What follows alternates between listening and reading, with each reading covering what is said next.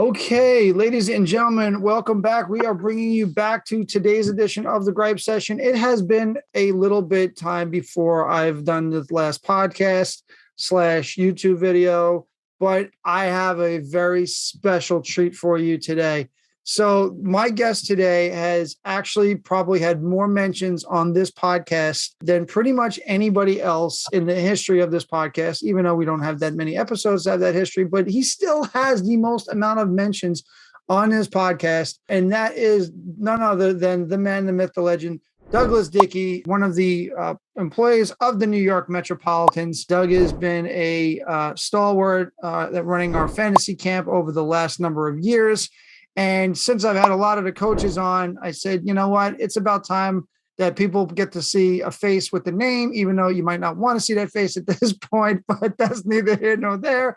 Doug, welcome to the podcast. Tell everybody what's up. Hey, Jordy. Thank you, buddy. It's good to be here. Great. So, Doug, obviously people know we'll get into fantasy camp, obviously, in a little bit and all those other things, but why don't you give our listeners kind of a little bit of a background story, your bio, or as obviously you're a Star Wars person and I'm a Marvel person and comic person.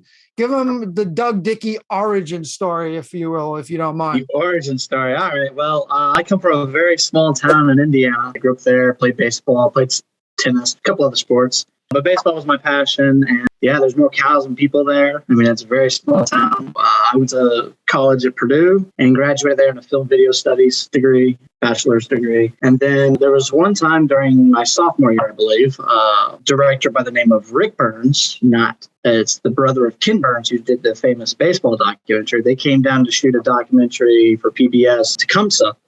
And I was the only one out of the film department or film school to help them out, and they really enjoyed me. And you're amazing. When you graduate, you got to come up to New York and intern for us. So took them up on that offer and graduated and went up there, and that's how I got into New York. And I sold everything I had to stay in New York, as it was super expensive, as we all know. And I stayed with them for about 5 months, I want to say. Then my internship with them, living off ramen noodles and whatever I could scrounge. And eventually they came to me and were like, hey, sorry, we don't have a position. We really wanted you to stay, but we understand. So I started doing freelance stuff in the meantime. And I saw a job opening at the Met for photography, which was a passion of mine, a background of mine. So I was like, all right, I'll do that. So I got the job for that. It was a fan photographer, as many people know what that is. And I think within like 2 or 3 months, they asked me to take over and manage the whole thing. And I did. And the rest is history. That was back in 2009. So I've been with the club for 13 years now. Good Lord. It's a long time. Yeah, I did that. And then, so fan photo, I kept doing that until about 2014 is when they discontinued it up at Citi Field. And that is when I kind of stopped doing that. It was kind of ironic. It was right before we went to the World Series. So that would have been a nice little experience. But it is what it is. Everybody's got cell phones now. But I took over fantasy camp. They asked me to do it. I went down in 2012. That was my first year of fantasy camp. Just kind of like just absorbing it, seeing what happens. Because the guy who I came down with that was running it, it was kind of thrown in his lap because a bunch of people left. And like, we need somebody to do this. Here, you do it. And then he's like, well, you come with me because I can't do this forever. I'm just doing it this year. So he kind of alluded to me that, I was going to take over completely. And came down, enjoyed it, had a blast. I met, a lot of great people, a lot of great coaches. That was my first kind of interaction with alumni. I mean, it was an eye-opening experience. I mean, coming out, from the photography film world, small town, grew up on a farm, going to the big city, then coming down here to do a job is very interesting, very exciting at the same time. And, I was glad that when I got back, they asked me to take over and start finishing up 2012, because there's a lot of work involved, which a lot of people don't really, understand or get like before and after.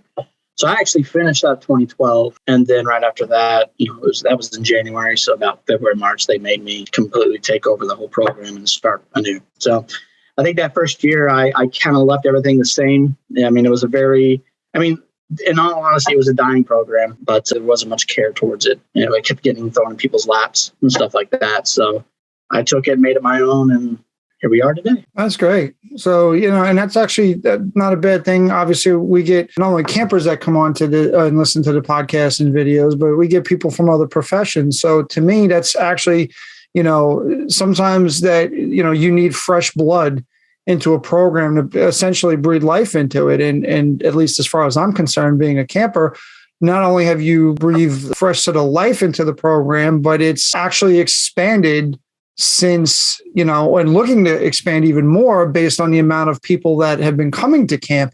Can you talk a little bit about how the camp has grown since you took over? And obviously, as you said, it was kind of a thing. It was just thrown to somebody and kind of like, okay, you do it and go from there. And now how it's been obviously now gotten, listen, I've been going to camp and I tell people this for 3, this will be, I think, my 4th year coming up. And to me, camp always consistently gets better and better and better.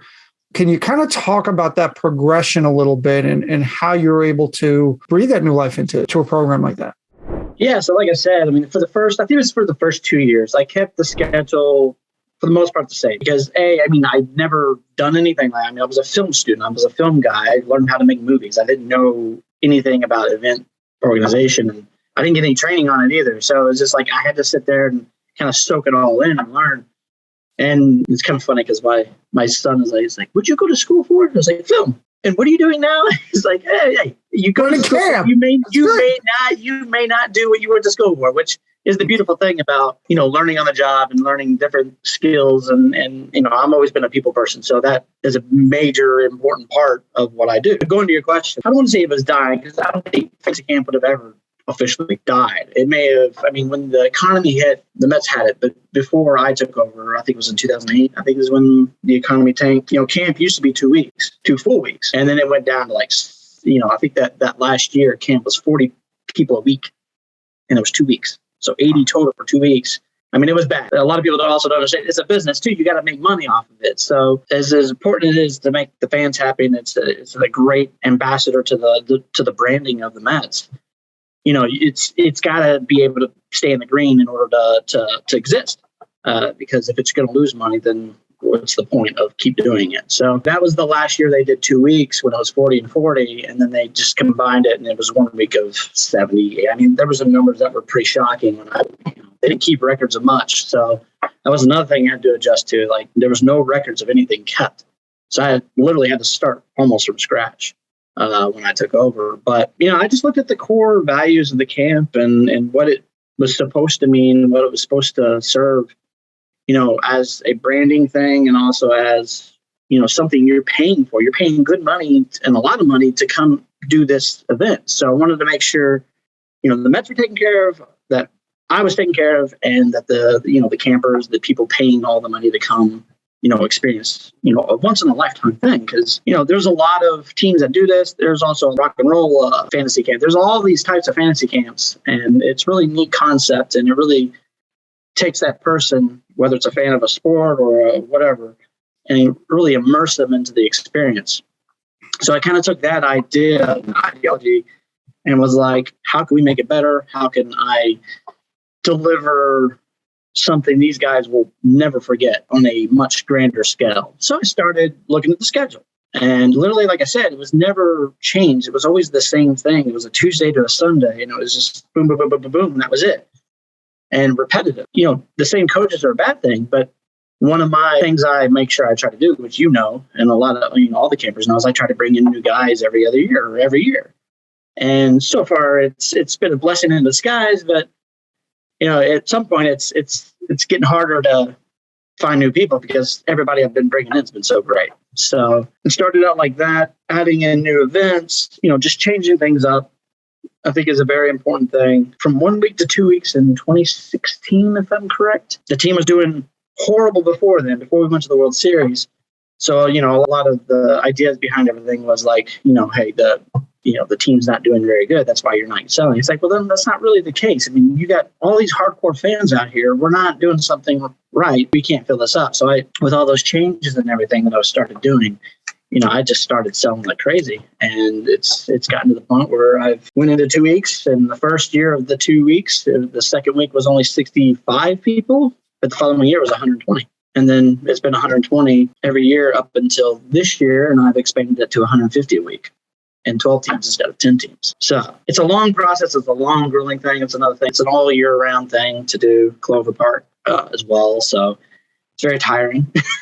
It can be, especially leading up and during the week, but it's well worth it.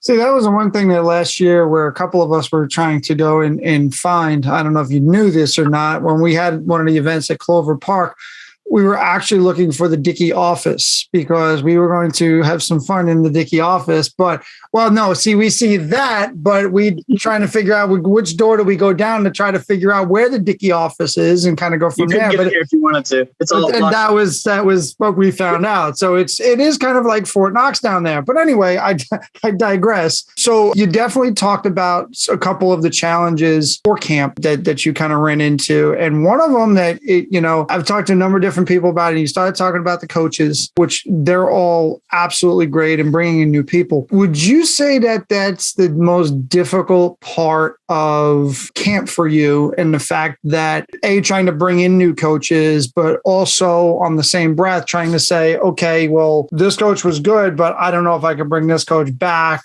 or I can bring him back for 1 week as opposed to 2 weeks. What's the most difficult part for you as the guy, as the guy, for lack of a better term? I wouldn't say the coach, figuring out the coaches and stuff like that is the most difficult thing. It is difficult. And like, to your point, trying to decide, I've had interactions, trust me, believe me, with guys who were very mad at me for not inviting them. And I've had to tell someone flat out that they weren't good, or that's just, they're not the type of personality that fits in the camp. It's just, we're all human. We all have different personalities. That's just the way it is. When I get alumni, I'm looking for, and I'm relying a lot on the current coaches that are here too. And like, hey, so-and-so wants to come. Is he good? You played with him. Let me know.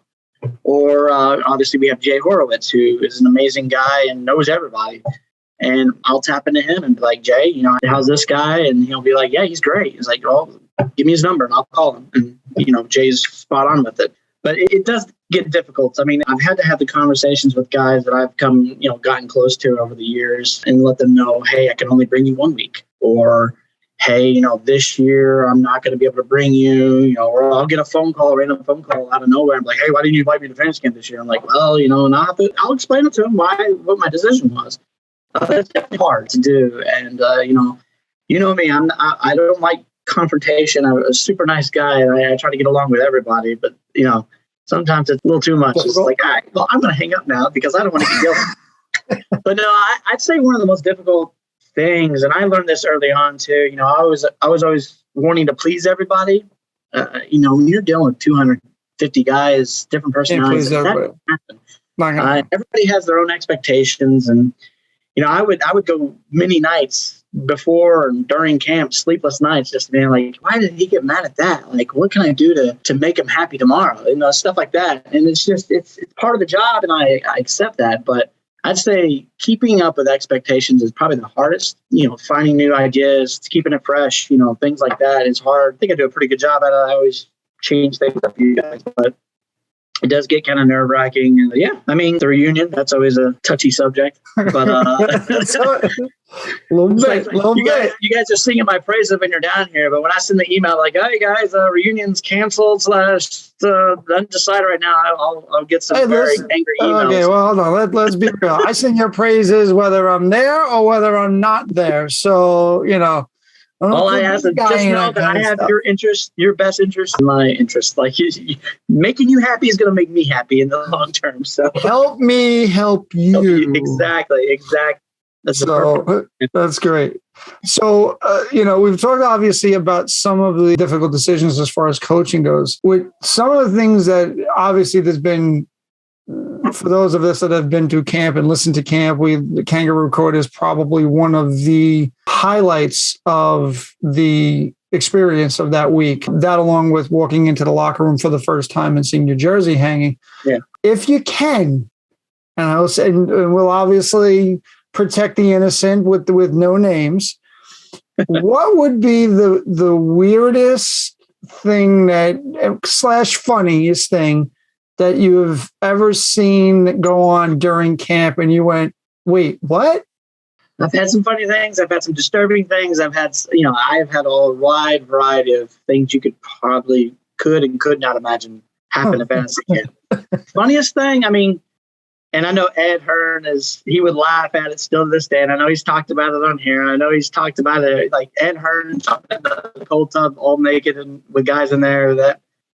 That was a scary scene, but it was absolutely hilarious. And, we got him pretty good at Kangaroo Court that night. And I mean, just everybody in that room was just rolling. I mean, it was the funniest thing. And, Ed, he's like, I don't care. He was a ball player. And that's what they did. But this is what we do. We exactly. Some other funny things. I mean, I just walk around on the fields and just, I try to make a presence outside as much as I can. Obviously, when I go hide in the office sometimes because I got a lot of work to do in between games and stuff. But, just walk around on the fields and hearing the chatter, random conversations that are going on between coaches and campers and all these things. It's hard to pinpoint specific stories. It's such a fun time, even for me, even for running it. And the people that I have helped me throughout the week, just that week, they have a great time. They have an amazing time sitting there with doing the stats and stuff like that. But yeah, the Ed Hearn thing was pretty hilarious. I mean, Heath Bell last year, with the freaking tanks. That was hysterical. And I was like, I remember he called me that story. He called me like 9:00 at night. I was at home. I just got home and I was telling my wife how things went that day. And I get a phone call from Heath Bell at like 9:30. I was like, oh, God, what now? Every time I get a phone call late at night, I mean, I've had some bad stories. I get a phone call late at night. I'm like, oh, God, what's going on now? And it was Heath. So God only knows what he's going to say on the other end. He's like, Doug, can someone get me into the clubhouse? I'm like, it's 10:00 at night, dude. What do you need to get in the clubhouse? I can't wait until the morning.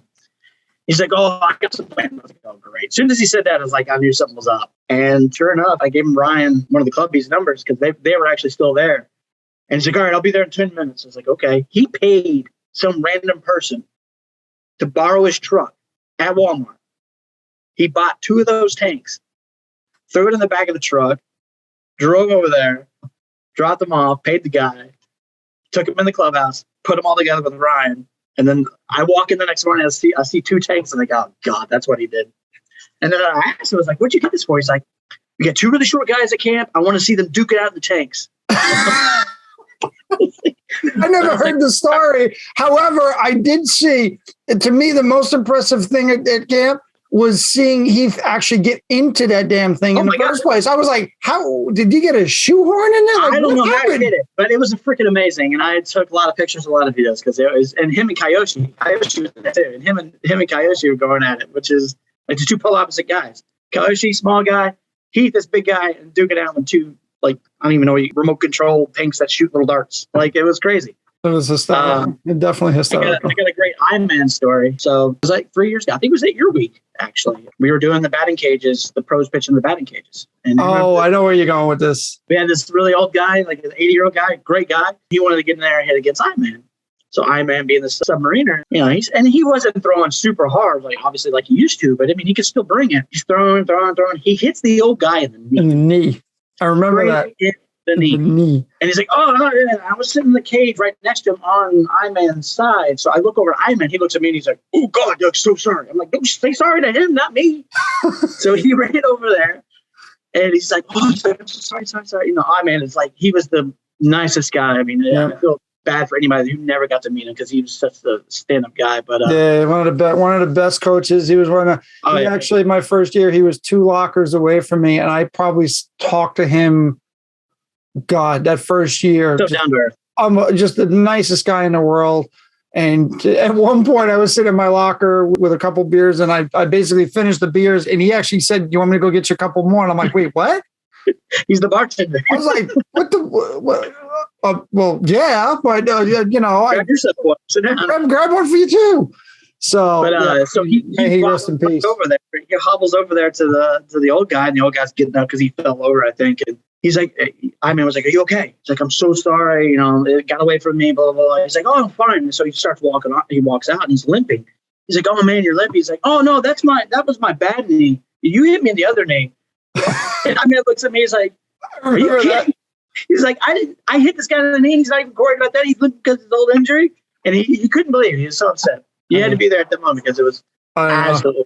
I remember that. It was definitely a time. Definitely times. I mean, there's so many good stories, and a lot of it, and every camper, and even every coach will tell you. I mean, there's always that one specific moment that you're going to remember because it's too funny. You can't forget it. Yeah.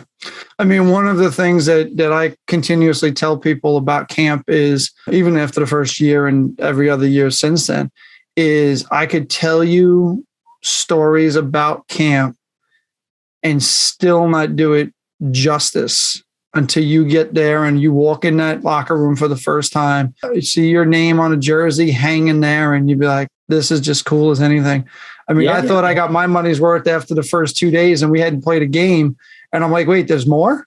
Like, and that was before I started doing the casino night and all these other things. Yeah. But no, I'm in the same way. I talk to new people every year and they have a million questions, which they rightfully, should. And I always tell new guys, ask me questions, ask me whatever you want. Don't be afraid. But I tell them the same thing. It's like, I could sit here for hours. We could sit here for hours and talk about it. And talk about camp. Yeah. I'm not going to be able to tell you what your experience is going to be because it's different for everybody. Mm-hmm. I mean, there's been people that haven't had the time that they thought they would. Their expectations were really high. That's just the nature of the beast and that who that person is. But the vast majority of 99% of everybody always comes up to me after their first year and like, wow, this was absolutely amazing. You were right. There's nothing in this world that you could have told me that would have shown you what I would have experienced. Oh, exactly. I can sit here and tell you all day what we're going to do and all this. Being there and being actually experiencing it, it's a whole different story. Oh, 100%. And it was funny because one of the guys that I knew from Staten Island, Chris Panza, who told me once he found out I was going, he says, I could tell you about it. He said, but I could not do it justice. I couldn't sell it enough. And then I went and had the exact same experience. And to be honest, I was supposed to be one and done. That was the conversation I said with my wife. Now I'm getting ready to go into year 4 now. Well, Jan Lewis, longtime camper Hall of Famer, he tells everybody this is his 50-year-old gift that keeps on giving. It's been 15 years now. So, I mean, there's a lot of guys that fall into that same boat. Yeah. One of the things with me is, which I think is again, one of those cool things that goes on at camp, is the interaction with the pros, right? When they're your coaches, and I've had one of the same coaches every single year in camp, and I love them to death. And the last couple of years, I've had a couple of the other guys, and Heath was a coach last year on my team. But the camp doesn't just stop in November.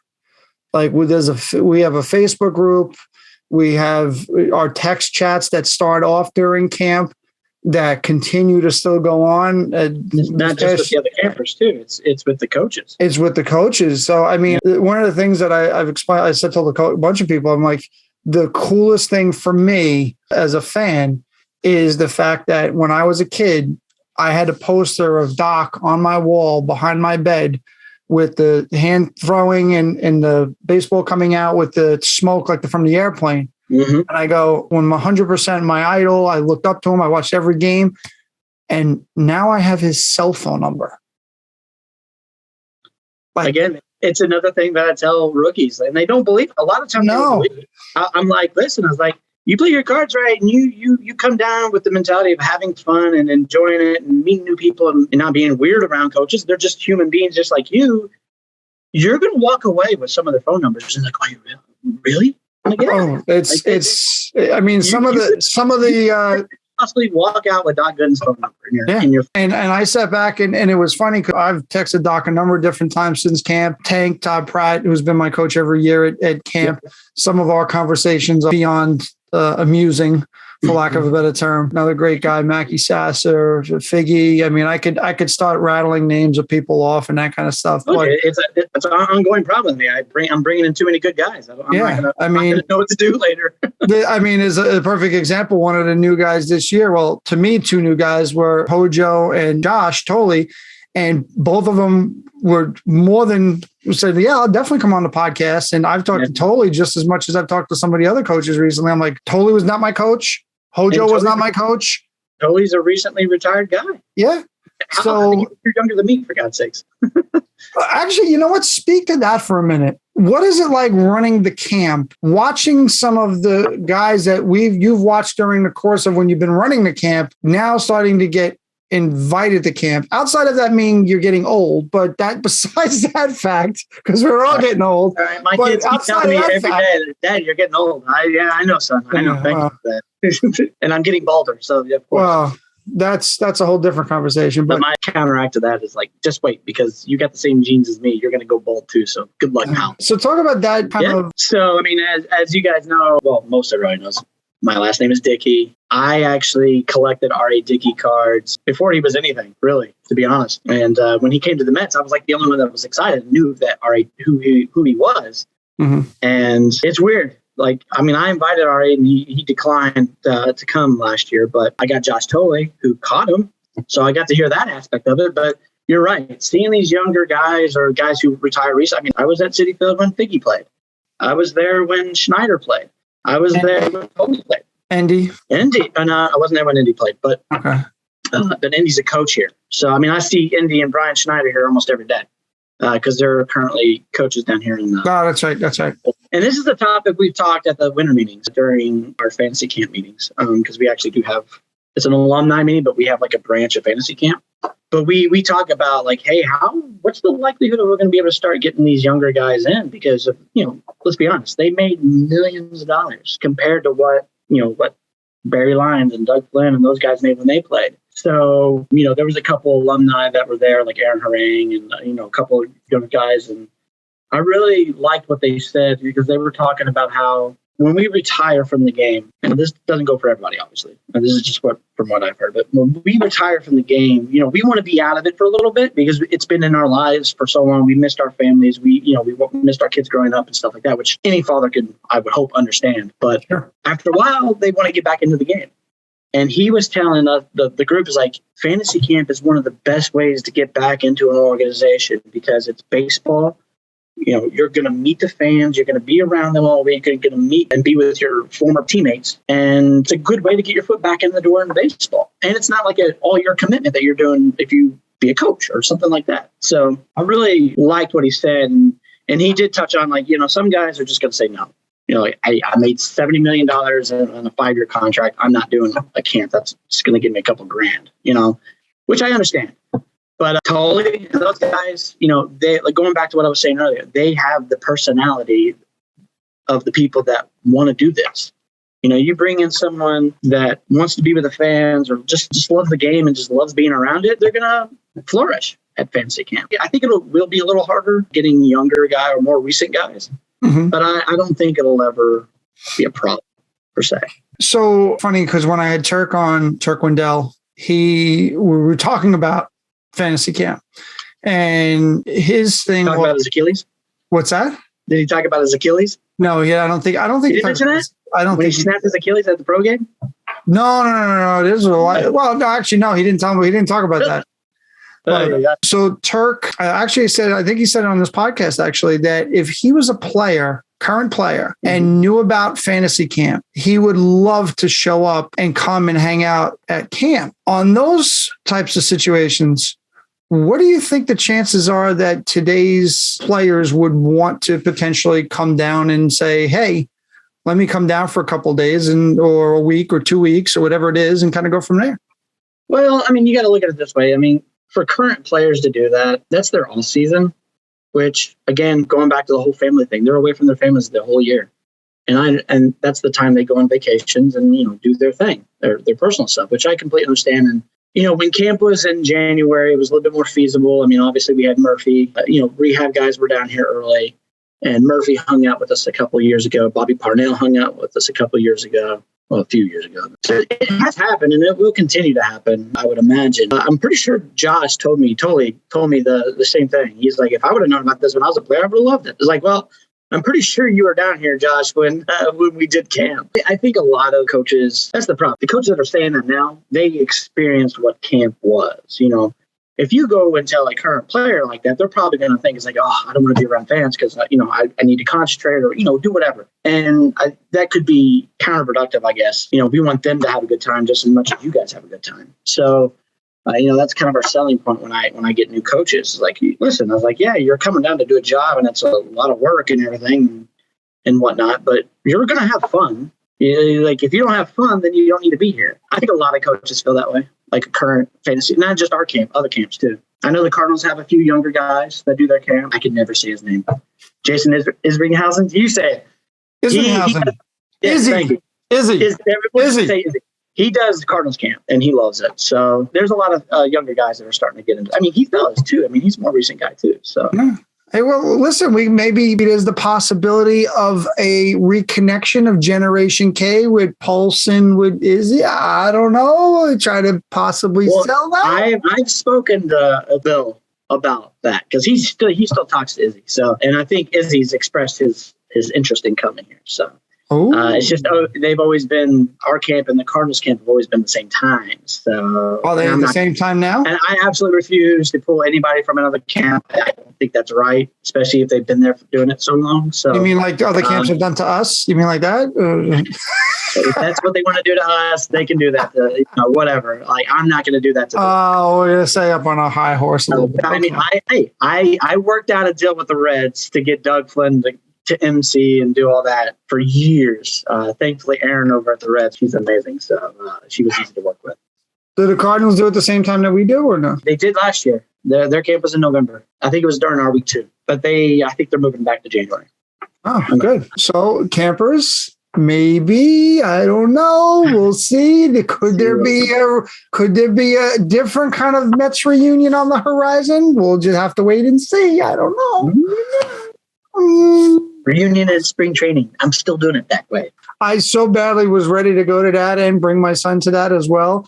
And then with the whole thing with the lockout, that was unfortunately a major thing where it's like, okay, I'm not gonna just go down there and be running. You guys came down. We still had a good time. I took a bunch of the guys out to Tudo's and we had some dinner and whatnot. It was a good time, but it would have been nice. But hey, outside of our control.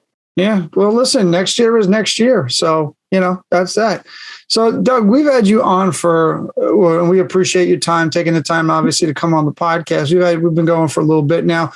So normally how I end the podcast is I throw a couple rapid fire questions at you and just to kind of see, so people get to have an idea of just who Doug Dickey is. So listen, I start asking questions. Everybody goes, it's very, very scary. All right, let's go.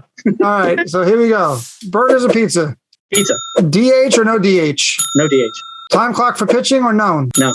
Traxel loves you now. And so does Squirrel, too. I had to throw 2 references in there. Hopefully they'll listen to it if they don't. Yeah, exactly. Guess what? I just going to tell you I talked about you. You just don't know where I talked about you. New York or Florida? Florida. Oh. I'm a country guy. Come on. That's true. I get it. Don't get me wrong. I enjoyed my tenure in New York, but I got the hell out of there when I had the best time out there. Okay. Beach or mountains? I'll go mountains. Mountains. Okay. That's interesting. American League or National League? National League.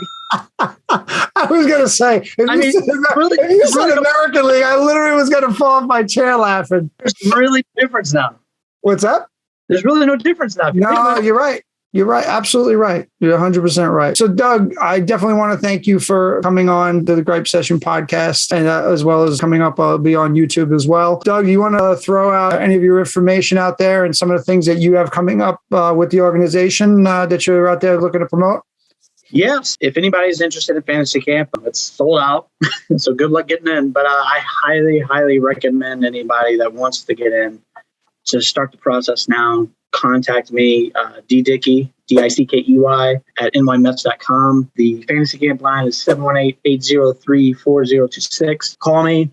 I'll get on that list because it's going to be very difficult to get in the years to come. I'm also working on Syracuse camp. The master plan behind all this is to have these mini camps throughout the summer. Next year, I'm looking to do Brooklyn as well. So keep an ear out for that. Hopefully women's camp coming up and maybe father-son clinic. We'll see. One thing at a time. I can't do everything all at once. So, but yeah, contact me. Bug George for my contact info if you can't remember it. We're going to make sure we put your info on in the description that follows this podcast, as well as on YouTube as well. Your information will definitely be out there. Doug, we definitely appreciate everything that you put into camp, speaking on behalf of campers across the country, and actually across the world, because we do have some campers come from overseas. Herbie. Shout out to Herbie. What's up, Herbie? From Dubai. They haven't been in a while, but they're out there. There was one from Spain at some point. Yes, the one from Spain. Got a guy who's actually private joke. Sorry, there is going to be some private. There's an inside joke on that one. There's a guy coming from Ireland next year. So really, or this year. Yeah, he's one of Herbie's friends. Oh, okay. Yeah. Okay. So, well, again, Doug, we definitely appreciate all the hard work and effort that you put into making camp great every single year. And I, again, being there only the last 4 years, I can actually attest to that. The job that you put in and your staff is phenomenal, including the clubbies. Got to give a shout out to the clubbies as well, especially my buddy Chilo over there. And definitely, obviously, the training staff as well. They take care of us like $1 million. And like I said, they always keep us in tip-top form for the most part, trying to make sure we finish out the week. So we appreciate everything you put into it, Doug. And again, want to thank you on behalf of campers across the world. So thank you very much. My pleasure.